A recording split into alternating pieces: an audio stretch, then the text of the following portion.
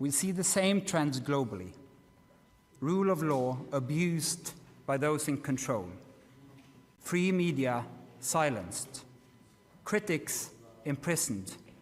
And societies pushed towards authoritarian rule and militarization.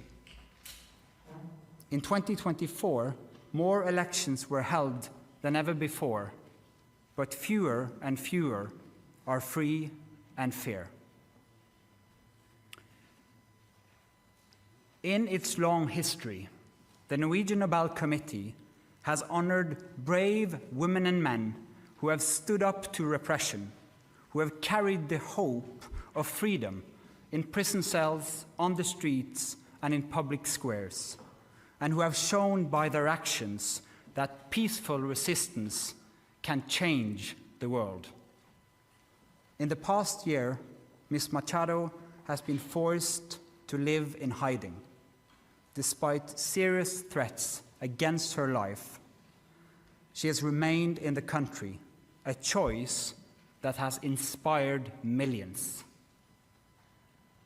When authoritarians seize power, it is crucial to recognize courageous defenders of freedom who rise and resist.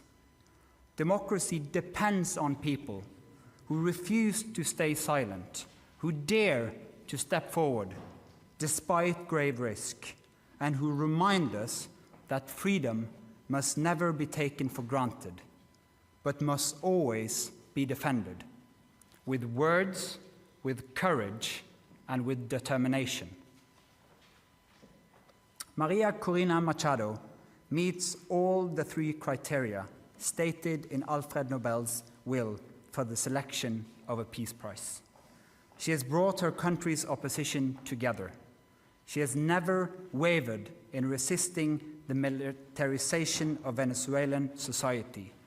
She has been steadfast in her support for a peaceful transition to democracy. Maria Corina Machado has shown that the tools of democracy are also the tools of peace. She embodies the hope of a different future, one where the fundamental rights of citizens are protected and their voices are heard. In this future, people will finally be free to live in peace. Thank you. Questions? Mr. Chair, the attention this year has been a bit further north. How are you as a committee going to make sure that the topic of this year's Peace Prize, democratic development in Venezuela, is highlighted in the days and weeks to come?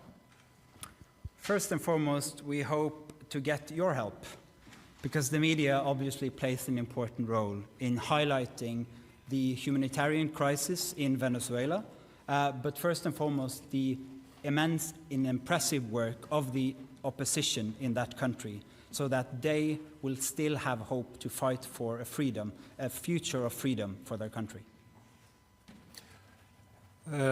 Congratulations to Maria Corina Machado and the committee on the decision.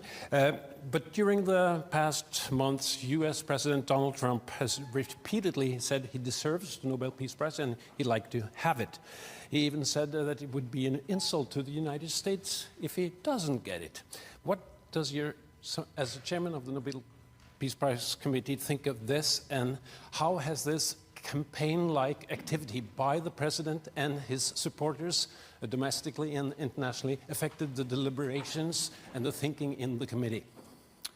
In the long history of the Nobel Peace Prize, I think this committee have seen any type of campaign, media attention. We receive thousands and thousands of letters every year of people wanting to say what for them leads to peace. This committee sits in a room filled with the portraits of all laureates, and that room is filled with both courage and integrity. So we base only our decision on the work and the will of Alfred Nobel. Hello, Bibiana Piena from the Norwegian news agency. As you state in your explanation, more and more countries are moving in a more autocratic direction.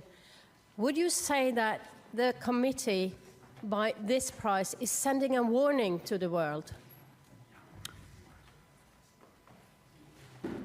Living in a world where we have less and less democracies and more authoritarian regime means that the world is also getting more unsafe.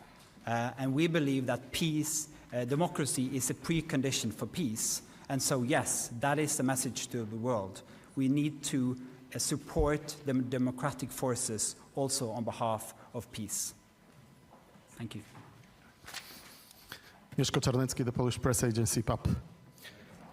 This is the next Nobel Peace Prize in recent years when woman has been awarded. Do you feel that women all over the world and in certain countries play a significant and a certain role protecting democracy, taking into consideration the Iranian activist from 2023 and the Venezuelan democracy protector that has been just announced as a laureate? Thank you. Thank you.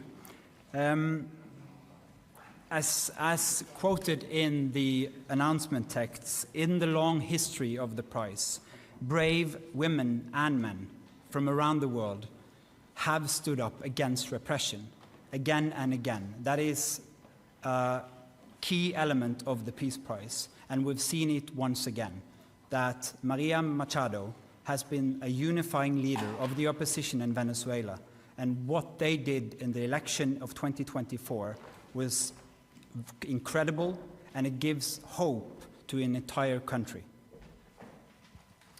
Mr. Chairman, Christopher Ronenberg from Aftenposten. We've seen in previous years that awarding the Peace Prize to dissidents can put their lives at more risk than it already is.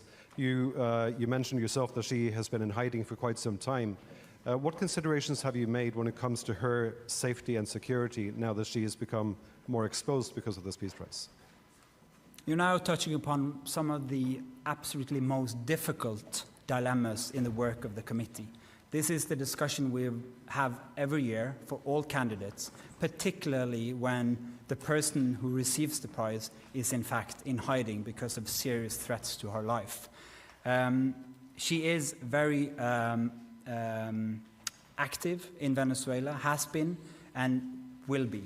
And so we are also taking the consideration that this prize will support her cause and not limit it.